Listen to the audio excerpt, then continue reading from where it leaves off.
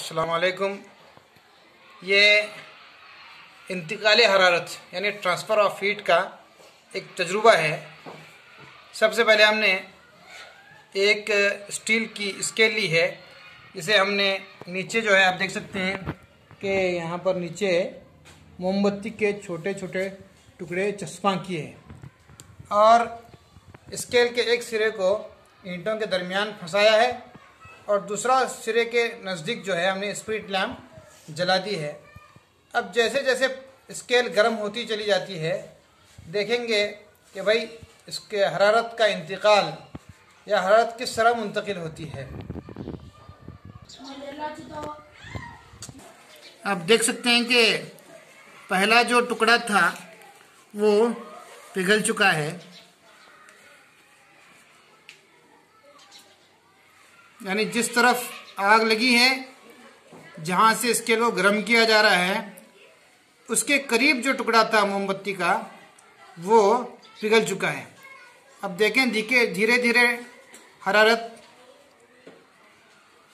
Transfer होती है तो दूसरा टुकड़ा भी पिघल जाएगा।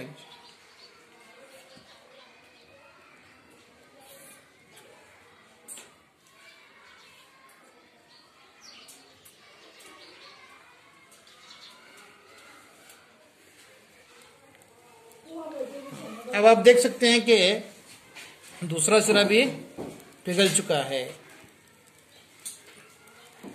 और ये स्केल जो है बिल्कुल गर्म हो चुकी है और उसके साथ दूसरा सिरा भी पिघल चुका है। तो इससे पता चला कि हरारत इंतकाल करती है कहाँ से कहाँ तक। तो किसी भी चीज़ का गर्म सिरे से ठंडे सिरे तक हरारत मुंतकिल होती रहती है।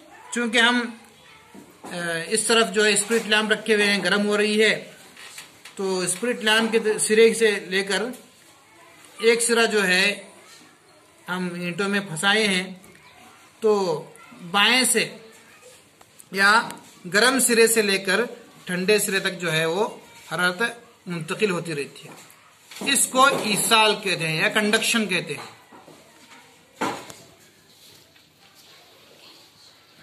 तो ये बहुत देर रखने के बाद जो है दूसरा जो टुकड़ा है वो पिघल चुका है। अब जो है तीसरा टुकड़ा भी जो है वो पिघल रहा है। आप देख सकते हैं वो पिघलता हुआ यहाँ तक आ चुका है। ये उसका कतरा है जो गिर रहा है यहाँ से।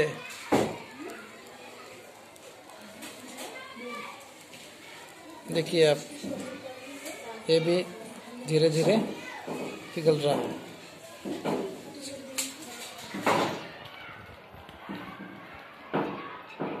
कि किस तरह मोम के कतरे पिघल कर नीचे गिरे हुए थे।